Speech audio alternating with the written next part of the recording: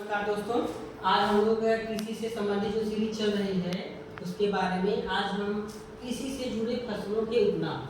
तो याद रखना, कृषि से जुड़े फसलों के उपनाम जैसे आपका मसालों का राजा किसे कहा जाता है, फूलों का राजा किसे कहा जाता है, अनाजों की रानी किसे कहा जाता है। इससे संबंधित जो भी क्वेश्चन बनते हैं हम एक ही जगह आपको समराइज कर दिए हैं, तो ये चीज़ें आपको आसानी से एक ही जगह मिल जाए। और दोस्तों मैं बताना चाह रहे हैं आपको कि ये जो सीरीज चल रही है कृषि से जुड़ी जितने भी टॉपिक हैं हम आपको छोटे छोटे वीडियो में 7 मिनट या 10 मिनट की वीडियो में आपको हम आसानी तरीके से, एकदम आसान तरीके से आपको समझाएंगे। और ये वीडियो जो है आप इसको 2-3 बार 4 बार देखेंगे, ऑटोमेटिकली आपको अच्छे से चीज़ें समझ में आ जाएंगी। क्योंकि अगर भाई जब हम अभ्यास नहीं करेंगे तो एक बार चीज़ें पढ़ने से तो आती नहीं, कम से कम आप 2-3 या 4 बार पढ़िएगा तो आप आसानी से चीज़ें समझ जाएंगे। इसमें से लगभग चीज़ें आप सब चीज़ जानते हैं, इसमें जो भी चीज़ें कोई नई चीज़ नहीं है, लेकिन बस क्या है कि हम चीज़ों को एक जगह पाते नहीं हैं और चीज़ें क्या है कि हम जो है देखते हैं भूल जाते हैं। तो यहाँ पे हम सारी फसलों के उपनाम जो दिए गए हैं आसानी से आपको एक ही जगह दे दिए हैं। कोई परीक्षा होगी इसमें से आपका 100%, अगर इससे टॉपिक पूछा जाएगा तो आपका 100% आएगा, तो आप याद रखिएगा। तो हम इससे जुड़े जो भी टॉपिक हैं आपको पढ़ाते रहेंगे और कृषि से संबंधित जो टॉप सीरीज चल रही है हमेशा चलती रहेगी, लगभग डेली 2-3 वीडियो आते हैं। पिछले वीडियो के लिए दोस्तों आपने बहुत अप्रिशिएट किया, ताकि मतलब आप लोग जो है वीडियो देखते हैं अच्छा लगता है तो मोटिवेशन मिलता है ताकि नेक्स्ट वीडियो बनाएं। तो दोस्तों ये जो वीडियो हमने बनाया है तो ये हम इसके बारे में समझते हैं। देखिए अब क्वेश्चन पूछता कैसे है, आप देखिएगा ध्यान से। क्वेश्चन पूछेगा अनाजों का राजा किसे कहा जाता है, तो आप बताएंगे चावल। अनाजों का राजा चावल है। क्वेश्चन आ जाए अनाजों का राजा किसे कहा जाता है, चावल। किस या पूछ ले किस फसल को अनाजों का राजा कहा जाता है, चावल को अनाजों का राजा कहा जाता है।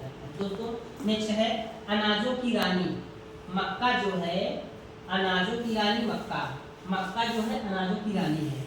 हम ये सब चावल, आलू, काली मिर्च, आम, चना, ये सब तो सब जानते हैं आप, बस क्या चीज़ें हमको जोड़ना है। बस मक्का अगर आ गया समझ जाएगा कि अनाजों की रानी के बारे में बात कर रहा है, चावल आ जा रहा है तो समझ जाइएगा कि अनाजों का राजा के बारे में बात की जा रही है। ठीक है दोस्तों, नेक्स्ट है सब्जियों का राजा। सब्जियों का राजा आलू, सब्जियों का राजा जो है आलू कहा जाता है। अब पूछे मिलेगा कि सब्जियों की रानी प्याज, तो याद रखना दोस्तों सब्जियों की रानी जो है प्याज को कहा जाता है। यहाँ ये क्वेश्चन आया है आपका कई परीक्षा में, मसालों का राजा, मसालों का राजा काली मिर्च को कहा जाता है। याद रखना है क्वेश्चन आएगा कि मसालों का राजा किस मसाले को कहा जाता है, तो आप बताएंगे काली मिर्च जो है इसको हम मसालों का राजा के नाम से जानते हैं। और पूछेगा कि मसालों की रानी, मसालों की रानी जो है इलायची, इलायची को मसालों की रानी कहा जाता है। तो ये याद रखना, ये इंपॉर्टेंट है आपके लिए, ये क्वेश्चन पूछा है। अब हाँ ये पूछा है आपका, ये इंपॉर्टेंट है। फलों का राजा, फलों का राजा आम होता है। याद रखना, मतलब याद रखना दोस्तों कि फलों का जो राजा है आम, फलों का राजा आम है। और फलों की रानी लीची, तो याद रखना दोस्तों फलों का राजा आम को कहा जाता है और फलों की रानी लीची को कहा जाता है। तो हम यहाँ की चीज़ें आसानी से समझ रहे हैं और कोई हमें आराम से हम पढ़ेंगे ताकि चीज़ें आसानी समझ में आए। नेक्स्ट है दालों का राजा चना। याद रखना दोस्तों दालों का राजा जो है चना को दालों का राजा कहा जाता है। और दालों की रानी मटर, दालों की रानी मटर को कहा जाता है, दालों की रानी। नेक्स्ट ये जो है ऋतुओं का राजा, ये इंपॉर्टेंट है आपके लिए, पूछ लेता है कि ऋतुओं का राजा कौन है, बसंत। कौन सी ऋतु है, ऋतुओं का राजा बसंत। बसंत ऋतु जो है ऋतुओं का राजा के नाम से जाना जाता है। और ऋतुओं की रानी, ऋतुओं की रानी वर्षा को, वर्षा का जो सीजन आता है तो हम उसी को ऋतुओं की रानी के नाम से जानते हैं। और ऋतुओं का राजा जो है बसंत को कहा जाता है। नेक्स्ट है दोस्तों फूलों का राजा गुलाब। याद रखना दोस्तों फूलों का राजा गुलाब को कहा जाता है। ठीक, फूलों का राजा गुलाब, फूलों की रानी ग्लोडियोलस, याद रखना। ये तो आसान हो गया। फूलों का जो राजा है फटाक से बोलते हैं गुलाब, फूलों का राजा, लेकिन फूलों की रानी ये बोलने में थोड़ा और लग रहा है, हम लोग सुने ही नहीं है, इसीलिए भाई तो थोड़ा अटपटा लग रहा हो यार।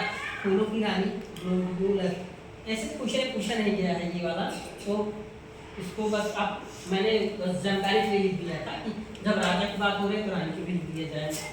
नेक्स्ट है ये क्वेश्चन आपका इम्पोर्टेंट है, जंगल का राजा। जंगल का राजा किस पौधे कहा जाता है? टीक या सागवन। टीक या सागवन जो है इसको हम जंगल का राजा कहते हैं। ठीक दोस्तों, और ये भी इम्पोर्टेंट है, खरपतवारों का राजा। याद रखना दोस्तों, खरपतवारों का राजा है कांग्रेस घास।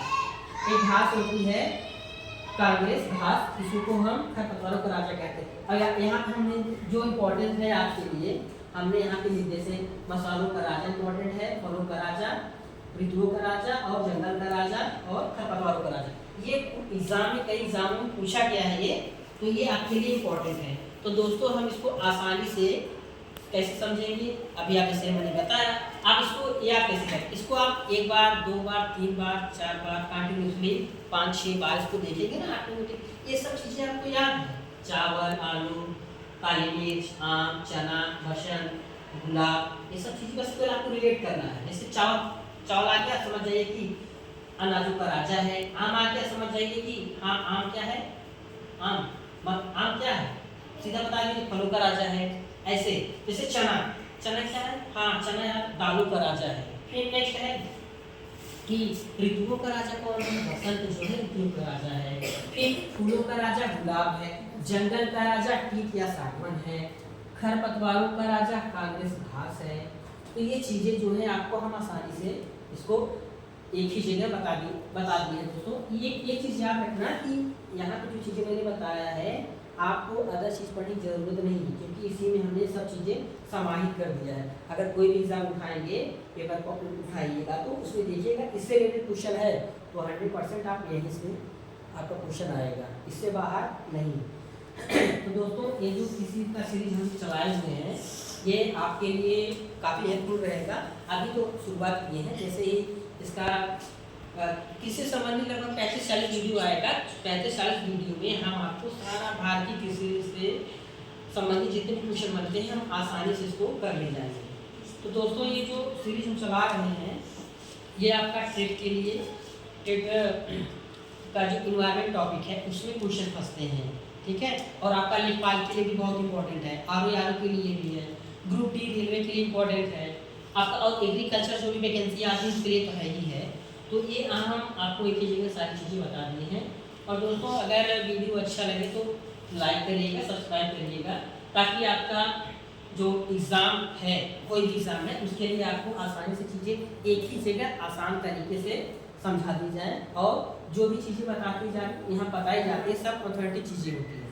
यहाँ पे जो है आपका जितने भी एग्ज़ाम हैं वो गए परीक्षा है उससे समाज सारे क्वेश्चन ऐड किए जाते हैं और बढ़िया से प्रिपरेशन कराया जाता है। तो आपका इस टॉपिक से संबंधित जो भी चीज़ें हैं आज हमने इसको क्लियर किया। इसके लिए हम नेक्स्ट टॉपिक आपको जल्दी से ही बना के देते हैं। ये इसको आप एक बार, दो बार, तीन बार जब देखेंगे ना पढ़ेंगे आसान चीज़ें। आप कोई भी तैयारी करते होंगे या कुछ भी चीज़ आप सीखना होता है, हम लोग जानते हैं कि हम लोग क्या करते हैं, प्रैक्टिस करते हैं बार बार। जब हम लोग बार बार प्रैक्टिस करेंगे चीज़ें ऑटोमेटिकली आसान हो जाएंगी।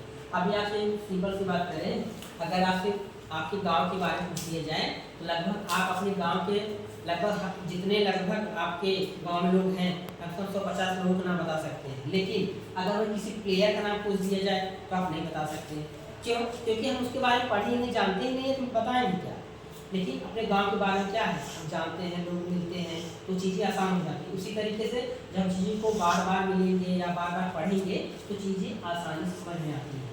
लेकिन जब पहली बार कोई चीज़ देखेंगे ना तो अरे यार समझ नहीं आता, लेकिन उसको एक बार, दो बार, तीन बार आप देखेंगे आपको चीज़ें आसानी समझ में आएंगी। स्क्रीनशॉट लेना चाहते हैं तो उसमें स्क्रीनशॉट ले लीजिए।